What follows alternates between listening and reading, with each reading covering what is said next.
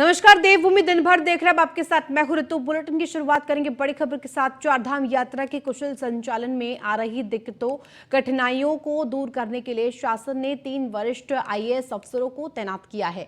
केदारनाथ, गंगोत्री, हेमकुंड साहब और यमुनोत्री के लिए तैनाती की गई है। बीवीआरसी पुरुषोत्तम को केदारनाथ धाम का जिम्मा दिया गया है। रंजीत सिन्हा को बद्रीनाथ धाम और हेमकुंड साहब को जिम्मा सरकार ने दिया है। गंगोत्री और यमुनोत्री धाम सूर्य नारायण पांडे देखेंगे।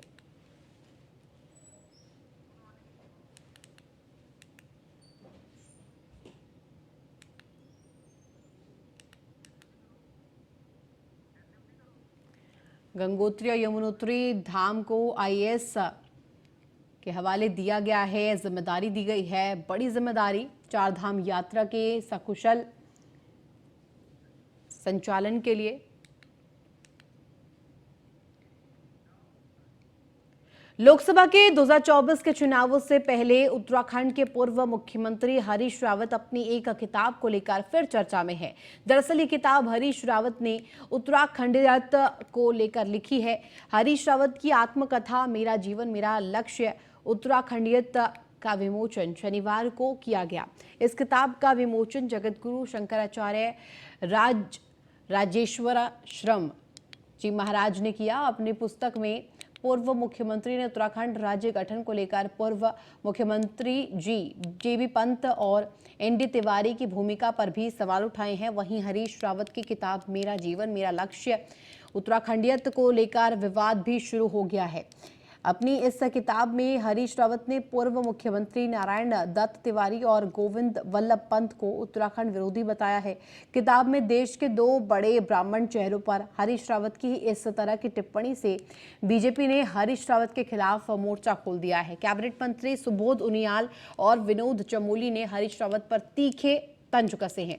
इसके साथ साथ बता दें कि विनोद चमोली ने साफ तौर पर किया है कि हरीश रावत खुद उत्तराखंड के विरोधी रहे हैं। ये बात उन्होंने एक कार्यक्रम के दौरान खुद कही थी।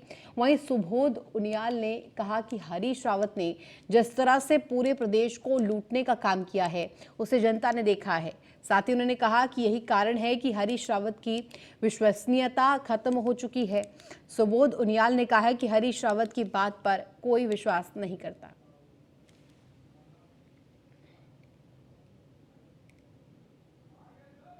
मैं बहुत आभारी हूँ सब लोगों ने जो स्नेह दिखाया, और मैं आभारी हूँ जगतगुरु शंकराचार्य जी का, और उतना ही आभारी मैं आप सब मीडिया के दोस्तों का भी हूँ और उन समालोचकों और आलोचकों का भी हूँ, दोनों का हूँ, जिन्होंने मेरी पुस्तक के कुछ हिस्सों में अपनी रुचि दिखाई और अपनी टिप्पणियां दी। आदरणीय हरीश रावत जी का एक लंबा राजनीतिक जीवन है और जिस सामाजिक परिवेश में और जिस राजनीतिक परिवेश में उनने कई दशकों तक की यात्रा तय की है, आज उसी अनुभवों का, उसी सोच का, उस विचारधारा को उन्होंने अपनी पुस्तक उत्तराखंडियत में परिभाषित किया है, उकेरा है। और निश्चित रूप से ये राजनीतिक पुस्तक नहीं है, उत्तराखंडियत की जो परिकल्पना है उसको साकार रूप देने की एक कोशिश भी है। मैंने आपसे कहा कि हरीश रावत जी की प्रासंगिकता खत्म हो चुकी है और जनता उन्हें पूरी तरह से नकार चुकी है। अब वो किताबें लिख के जो उनका जीवन में राजनीति करते हुए जो आदतें थी कि कहीं ना कहीं हरीश रावत जी की बातों पे सच कम हुआ करता था, संभवतः किताब भी उसी सिद्धांत पर आगे बढ़ी होगी। इस राज्य में तिवारी जी के 5 साल में जो अविस्मरणीय विकास कार्य हुए उसके लिए पूरा प्रदेश उनका सम्मान करता है। और रावत जी ने जिस तरह राज्य को लूटने का काम किया, इन भावनाओं का रावत जी की भी लोगों ने सम्मान किया और उनको पहला मुख्यमंत्री ऐसा बनने का सौभाग्य दिया जो 2 विधानसभा सीट लड़े, चुनाव हार गए। देखिए, हरीश रावत सीधे सपाट बोलने वाले लोगों में से, ऐसा मेरा अनुभव है। क्योंकि एक बार नगर निगम हॉल में एक कार्यक्रम चल रहा था जिसमें उत्तराखंड राज्य के ऊपर में चर्चा हो रही थी, मैं भी उस कार्यक्रम का हिस्सा था मेयर के नाते। तो हरीश रावत जी ने बड़ा स्पष्ट कहा था कि मैं उत्तराखंड राज्य का पक्षधर नहीं था। मैं तब उत्तराखंड राज्य आंदोलन में आया कि मुझे लगा कि ऐसे में कांग्रेस समाप्त हो जाएगी, इसलिए कांग्रेस की साख बचाने के लिए मैं उत्तराखंड आंदोलन से जुड़ा। तो उन्होंने सीधे सीधे कहा है, तो आप समझ सकते हैं कि उनका उत्तराखंड से कभी लेना देना ही नहीं रहा, उनके अपनी राजनीति पर थी ज़्यादा उनकी निष्ठाएं रही बजाय उत्तराखंड। वहीं नैनीताल पहुंचे मुख्यमंत्री पुष्कर सिंह धामी ने प्रधानमंत्री के मन की बात कार्यक्रम के 100वें एपिसोड को सबके साथ सुना। मन की बात कार्यक्रम को लेकर नैनीताल के डीएसए खेल मैदान में कार्यक्रम आयोजित किया गया। कार्यक्रम में नैनीताल के स्कूल के बच्चों के साथ ही स्थानीय लोग और बीजेपी कार्यकर्ता भी मौजूद रहे और इस मौके पर सीएम धामी ने कहा कि पीएम नरेंद्र मोदी के इस लोकप्रिय कार्यक्रम को मन की बात कहा जाता है, लेकिन वास्तव में ये जन जन की बात है। मुख्यमंत्री ने आगे कहा कि इस कार्यक्रम के द्वारा पीएम मोदी ने सभी क्षेत्रों में काम करने वालों को आगे बढ़ने की प्रेरणा दी है।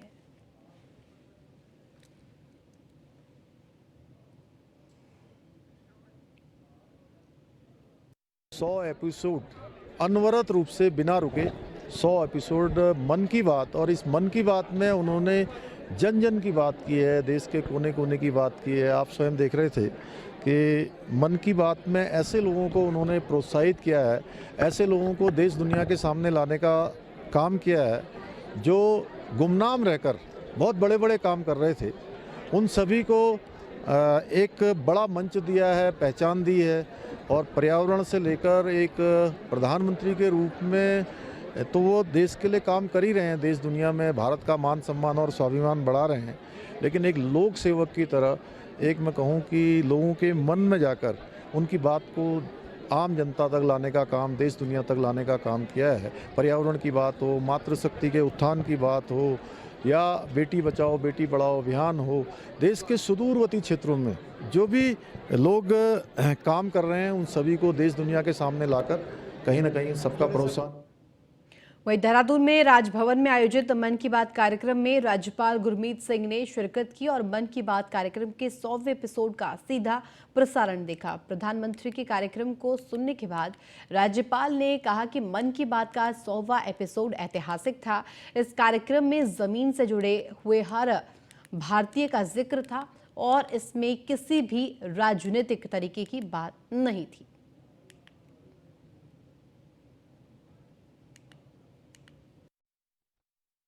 सबसे बड़ी बात यह है कि हमारे जमीन से जुड़े हुए हर भारतीय के बारे में जिक्र था। इसमें कोई भी राजनीतिक बात नहीं, और सबसे बड़ी कमाल की ये बात है कि किसी भी प्रोग्राम को 9 साल चलाना अपने आप में दर्शाता है कि उसमें कमिटमेंट कैसी है, परसेवरेंस कैसी है, सिंसियरिटी कैसी है। सबसे टचिंग बात तो ये है कि एक साधारण व्यक्ति जो अपना इनोवेशन, नवाचार, हार्डवर्क, सिंसियरिटी, स्टार्टअप से कार्य करता है और उसके बाद में उसको सफलता किस प्रकार मिलती है जब हमारे परिवार के मुखिया उसके काम को प्रोत्साहन करते हैं। वहीं राजकीय इंटर कॉलेज लोधिया खान अल्मोड़ा में भी बच्चों और शिक्षकों ने प्रधानमंत्री नरेंद्र मोदी के मन की बात कार्यक्रम के 100वें एपिसोड को सुना। बच्चे इस कार्यक्रम को लेकर बहुत उत्साहित दिखे। बता दें कि मन की बात कार्यक्रम के 100वें एपिसोड को सुनने के लिए उत्तराखंड में सरकारी स्कूलों के छात्र छात्राओं और शिक्षकों की रविवार की छुट्टी रद्द कर दी गई। वहीं उत्तराखंड के शिक्षा महानिदेशक बंशीधर तिवारी का कहना है कि मन की बात कार्यक्रम के जरिए पीएम बच्चों, अभिभावकों, शिक्षकों और स्कूलों के लिए अहम मार्ग निर्देशन दे रही हैं। यह कार्यक्रम खासकर बच्चों के लिए बेहद महत्वपूर्ण है।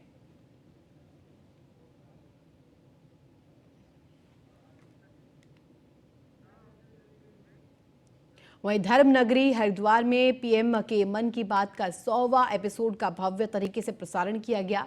हरिद्वार के सांसद रमेश पोखरियाल निशंक ने सभी 13 अखाड़ों के संतों के साथ ऋषिकुल सभागार में मन की बात को सुना और इस मौके पर अखिल भारतीय अखाड़ा परिषद के अध्यक्ष, निर्वाणी अखाड़ा के महंत रविंद्रपुरी सहित अनेक महामंडलेश्वर संत उपस्थित रहे। सांसद रमेश पोखरियाल निशंक ने कहा कि आज मोदी जी अगुवाई में देश प्रतिदिन उन्नति और विकास के रास्ते पर आगे बढ़ रहा है।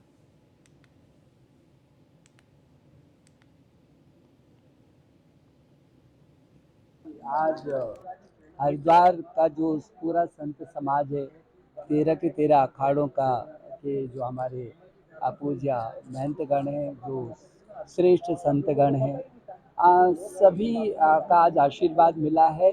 इस 100वें एपिसोड जो सारे विश्व का रिकॉर्ड बन रहा है, उस विश्व के रिकॉर्ड में सीधे अपने देश के प्रधानमंत्री जी को आशीर्वाद देने के लिए, उनकी बात को सुनने के लिए, मन की बात सुनने के लिए जो संतगण यहाँ पर आए हैं, मैं उनका बहुत हृदय से आभारी हूँ। और मैं समझता हूँ कि सबका उनके साथ आशीर्वाद है। ये हिमालय है, आपने देखा कि हिमालय के प्रति प्रधानमंत्री जी हमेशा चिंतित रहे हैं। आज हरिद्वार का भारत ही नहीं अपितु संपूर्ण विश्व में आज ये प्रोग्राम प्रसारित हुआ है। देश के यशस्वी प्रधानमंत्री माननीय नरेंद्र मोदी जी के द्वारा भारत के ऐसे विषयों पर गहन मंथन किया जा रहा है। और आज कुछ चीज़ें मैंने भी नहीं देखी, जैसे हिमालय में जो स्वच्छता अभियान है, जो लोग हिमालय में रहते हैं वो उसमें इन्वॉल्व कम है। बाहर के राज्यों के आए हुए लोगों ने इस अभियान को चलाया है। और देश में जो हथकरघा विभाग या जो स्वयं सहायता समूह का उल्लेख किया गया उनके द्वारा, वो वाकई में ये अनुकरणीय है। और हम सब साधु संतों ने, सभी संप्रदाय के संतों ने आकर के आदरणीय हमारे सांसद जी को खूब आशीर्वाद दिया है कि माननीय प्रधानमंत्री जी के नेतृत्व में ये देश इसी प्रकार से चहुमुखी विकास की ओर आगे बढ़े, क्योंकि संतों का काम आशीर्वाद देने का ही है, जो यहाँ की उत्तराखंड की एक शैली रही है वर्तमान। वहीं अल्मोड़ा में प्रधानमंत्री के मन की बात को लेकर बीजेपी के जिला के सभी बूथों पर कई कार्यक्रम किए गए।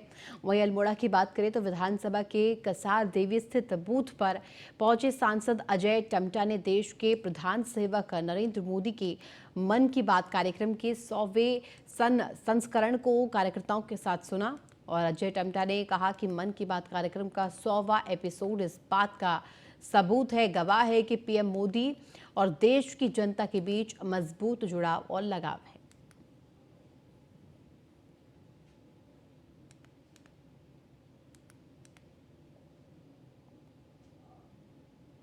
मन की बात के माध्यम से हर क्षेत्र की बातों को, चाहे वो हमारे उत्तराखंड के मडवे की बात हो, मिलेट्स की बात हो, बिस्किट्स की बात हो, हमारे तालाबों की बात हो, हमारे चाय से लेकर मतलब विभिन्न प्रकार के जो छोटे छोटे प्रोडक्ट बनाते हैं, अब हमारे हैंडलूम के, हमारे हिमालयन फाइबर पे जो काम हो रहा है उस पर, हमारे बहुत सारी चीज़ों को मन की बात के माध्यम से देश दुनिया के अंदर बताने का काम भी किया। और छोटे काम करने वाला कभी सोचता भी नहीं था कि मैं इस महत्वपूर्ण काम को कर रहा हूँ, उसकी महत्वपूर्णता को बताते हुए, चाहे हिमालय की क्लीनर्स को लेकर के है, जो लोग ट्रैकिंग के माध्यम से थोड़ा वहाँ गंदगी कर देते हैं उनको अवेयरनेस करने का हो, चाहे हर घर के अंदर शौचालय हो, हर को बिजली मिले, हर एक व्यक्ति को राशन की कोई कमी ना हो, ये के साथ साथ कोविड जैसी भयंकर बीमारी के समय में भी अवेयरनेस का काम मन की बात के माध्यम से किया है। वहीं उत्तराखंड के पूर्व मुख्यमंत्री भगत सिंह कोश्यारी रविवार को विकासनगर के सहसपुर विधानसभा पहुंचे, जहां बीजेपी कार्यकर्ताओं ने उनका जोरदार स्वागत किया। कोश्यारी ने सहसपुर के जेबी इंस्टीट्यूट ऑफ टेक्नोलॉजी में प्रधानमंत्री मोदी के मन की बात कार्यक्रम के 100वें एपिसोड को सुना। इस मौके पर भगत सिंह कोश्यारी ने कहा कि आज इतिहास कायम हो गया है। 2014 से जब से पीएम मोदी ने देश की बागडोर संभाली है, तब से लेकर आज तक प्रत्येक महीने लोगों से संवाद किया और नई नई जानकारी दी। मन की बात कार्यक्रम सिर्फ भारत में ही नहीं बल्कि विदेशों में भी प्रसिद्ध हो गया है।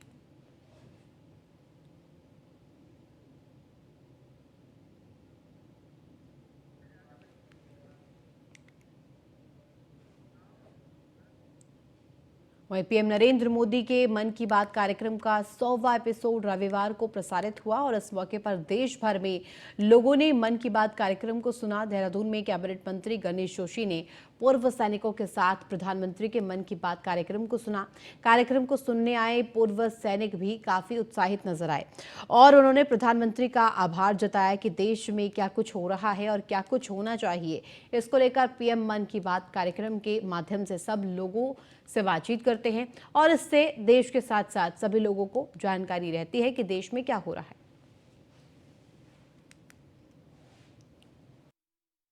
और आज ये कार्यक्रम इतना पॉपुलर हो गया है, इसका कारण ये है कि किसी भी एपिसोड में मोदी जी ने कोई राजनीतिक बात नहीं की है। उन्होंने समाज के उत्थान की बात की है, शिक्षा की बात की है, स्वास्थ्य की बात की है, अलग अलग क्षेत्रों की संस्कृति के उत्थान की बात की है। आज 21 करोड़ से अधिक लोग रेगुलर प्रोग्राम को देखते हैं, 46 करोड़ से अधिक लोग कभी कभी देखते हैं। लेकिन आज जिसका प्रचार प्रसार हो रहा है, एक करीब 50 करोड़ से आंकड़ा पार करने वाला है।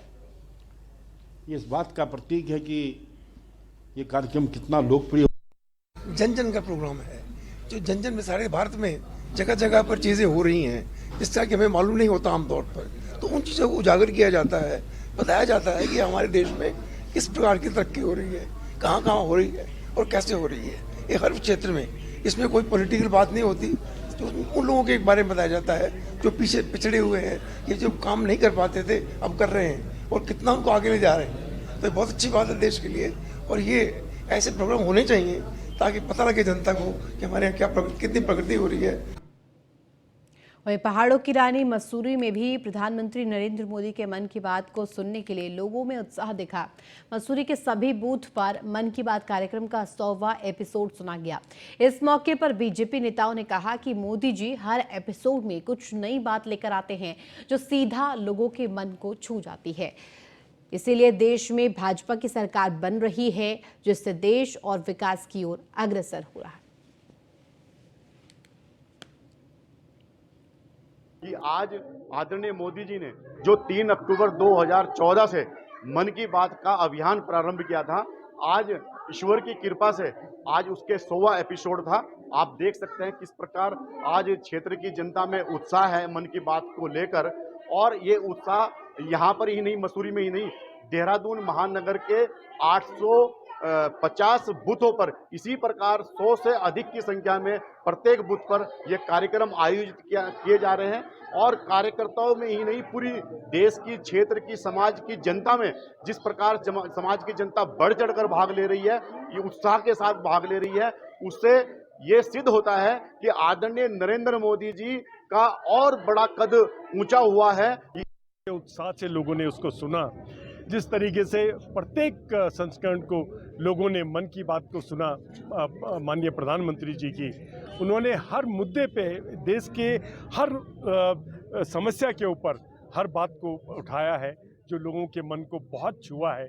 और आज उनमें चाहे पर्यावरण हो, बेटी के चेहरे पे मुस्कान हो, चाहे वो एजुकेशन हो, भारत की संस्कृति हो, और चाहे वो रैग पिकर्स हों, चाहे वो रिक्शा वाले हों, चाहे वो टिफिन वाले हों, हर संस्करण में एक एक एपिसोड में उन्होंने हर बात को ऊपर उठाया। वहीं रुड़की में मन की बात कार्यक्रम को सुनने के लिए विशेष इंतजाम किए गए थे। वहीं नगर के गणेशपुर में बूथ संख्या 30 में भूमिया खेड़ा पर बड़ी संख्या में 300 से ज्यादा उपस्थित क्षेत्रवासियों और बीजेपी कार्यकर्ताओं के साथ प्रधानमंत्री नरेंद्र मोदी के मन की बात कार्यक्रम के 100वें संस्करण को सुना गया। और इस अवसर पर नगर विधायक प्रदीप बत्रा ने कहा कि मन की बात के जरिए पीएम मोदी देशवासियों को आपस में जोड़ने का काम करते हैं।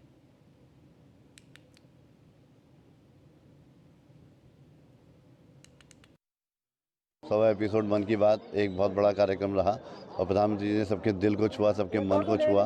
और जो मूल मंत्र उपनिषद का प्रधानमंत्री ने बताया, चरे वेती चरे वेती चरे वेती, ये सभी के लिए कि सभी लोग अपने कर्म करें, सभी लोग चलते रहें और देश के प्रति समर्पित रहकर हर कार्य देश को समर्पित करें और देश के लिए आगे बढ़ें और संकल्प लें कि हम लोग जब तक देश विश्व गुरु नहीं बनता चैन से नहीं बैठेंगे और सभी लोग जो है देश के प्रति कोई ना कोई कार्य जरूर करेंगे। निश्चित रूप से पूरे देश में इस कार्यक्रम के लिए उत्साह था और विदेश में भी इस कार्यक्रम के लिए उत्साह था।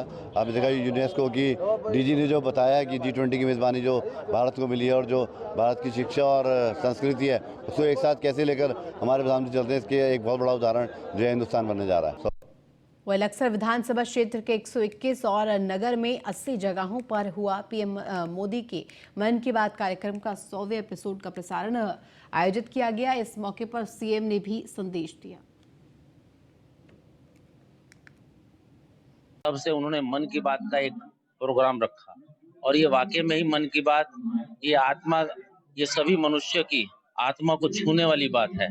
चाहे वो संस्कार की बात रही हो, चाहे किसी के रोजगार की बात रही हो, चाहे अपने देश को सकुशल और अच्छे हाथों में सौंपे जाने के बाद मैं समझता हूँ कि हमारा देश बहुत तेजी से तरक्की कर रहा है।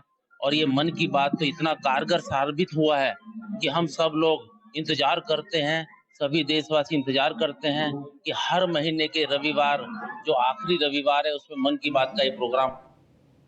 वहीं अल्मोड़ा जिले के पूर्व सैनिकों ने रविवार को अपनी 16 सूत्रीय मांगों को लेकर अल्मोड़ा के गांधी पार्क में प्रदर्शन किया। वहीं सरकार के खिलाफ नारे लगाते हुए पूर्व सैनिकों की समस्याओं के समाधान पर जल्द कार्रवाई करने की मांग की। उन्होंने चेतावनी देते हुए कहा कि उनकी मांगों पर जल्द कार्रवाई नहीं की गई तो इसका खामियाजा केंद्र सरकार को आगामी लोकसभा चुनाव में भुगतना पड़ेगा। पूर्व सैनिकों ने राष्ट्रपति और रक्षा मंत्री को अपना मांग पत्र भेजा है।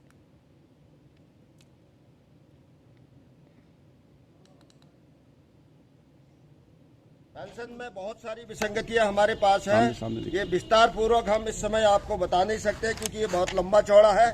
कितनी सूत्री मांग है? समान पेंशन योजना लागू की जाए। दूसरा है MSP मिलिट्री सर्विस पे। तीसरे मांग है हमारी रिजर्व पेंशनर को OROP नहीं देना एक गंभीर शोषण है उनके लिए। और चौथी मांग है हमारी ग्रुप के एक्स ग्रुप के सैनिकों को पेंशन की विसंगतियां जो चल रही है उसको ठीक किया जाए। बिना आर्थिक लाभ के मानद पद पर औचित्य क्या है? कितनी मांगे हैं टोटल? 16 मांगे हैं हमारी। मांग कर रहे हैं कि ये समान योजना समान सभी के लिए लागू होना चाहिए जो उनके। हरिद्वार में रविवार को पूर्व सैनिकों के एक प्रतिनिधि मंडल ने सांसद रमेश पोखरियाल निशंक से मुलाकात कर उन्हें राष्ट्रपति, प्रधानमंत्री और रक्षा मंत्री के नाम का ज्ञापन सौंपा। पूर्व सैनिकों ने मांग की है कि वर्तमान में सैनिक पेंशन में जो विसंगतियां हैं उन्हें दूर किया जाए। पूर्व सैनिकों का कहना है कि 20 फरवरी से उनका धरना जंतर मंतर पर चल रहा है, लेकिन सरकार के द्वारा अभी तक कोई संज्ञान नहीं लिया गया है, न ही सरकार के द्वारा कोई आश्वासन दिया गया है।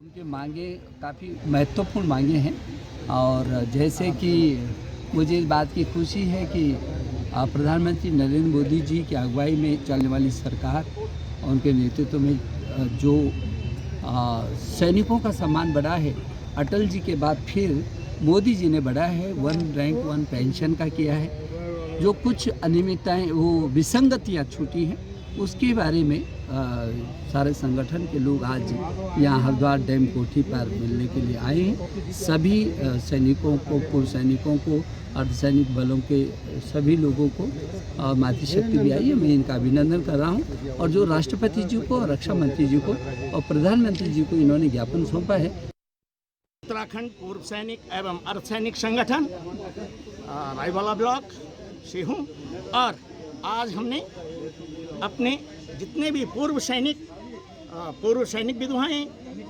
और दिव्यांग जितने भी सेना में सेवारत और पूर्व सैनिक हैं उनके जो OROP है उसमें कई प्रकार की विसंगतियां हुई है। उन विसंगतियों को दूर करने के लिए, उनका समाधान ढूंढने के लिए माननीय सांसद डॉक्टर रमेश पोखरियाल निशंक सांसद संसदीय क्षेत्र हरिद्वार को एक ज्ञापन दिया है और उस ज्ञापन में उनका ध्यान आकर्षित। वहीं राजधानी में सड़कों और फुटपाथों से अतिक्रमण हटाए जाने के लिए जिलाधिकारी देहरादून के आदेश पर 5 जोन बनाए गए हैं, जिनके लिए नगर निगम, पुलिस प्रशासन की अलग अलग संयुक्त टीम बनाकर प्रथम चरण में अतिक्रमण हटाए जाने की कार्रवाई की जा रही है। रविवार को टीमों ने घंटाघर से सहारनपुर चौक, बल्लुपुर से घंटाघर, सर्वे चौक से IT पार्क, रिस्पना पुल से ISBT तथा मसूरी डाइवर्जन से लेकर घंटाघर तक अतिक्रमण हटाने की कार्रवाई की। 5 टीमों ने अपने अपने जोन में 50 स्थानों से अतिक्रमण हटाने की कार्रवाई की।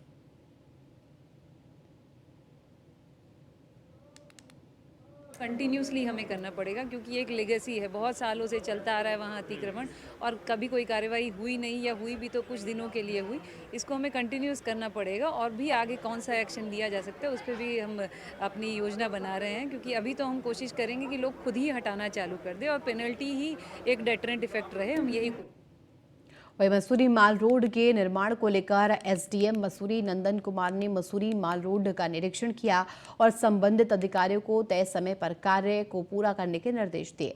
एसडीएम ने कहा कि माल रोड के पुनर्निर्माण के कार्यों को जल्द पूरा किए जाने को लेकर अतिरिक्त लेबर और वाहन लगाए गए हैं। साथ ही उन्होंने अधिकारियों को कहा कि पर्यटन सीजन शुरू होने से ऐसे में मुख्य माल रोड सड़क पर निर्माण किसी भी हाल में 2 से 3 दिन में पूरा कर लिया जाना चाहिए, जिससे कि स्थानीय लोगों और पर्यटकों को किसी भी प्रकार की परेशानी ना हो। एक काम हो रहा है, डबल शिफ्ट में हो रहा है, मशीनरी, लेबर, मैन पावर सब लगा हुआ है। पीडब्ल्यूडी के इंजीनियर और प्रशासन की तरफ से भी जो स्टाफ है, हमारे नायब तहसीलदार निरंतर वहाँ पे मौके मौजूद हैं, क्योंकि 30 अप्रैल तक ये काम पूरा होना है। तो लगभग काम हो गया है। अब उस स्ट्रेच में डीबीएम का काम होना है, उसी की प्लानिंग के अनुसार जो है संबंधित ठेकेदार और इंजीनियर से वार्ता हुई है। तो इसी के साथ फिलहाल देवभूमि दिन भर में बस इतना ही। आप देखते रहे News1 इंडिया।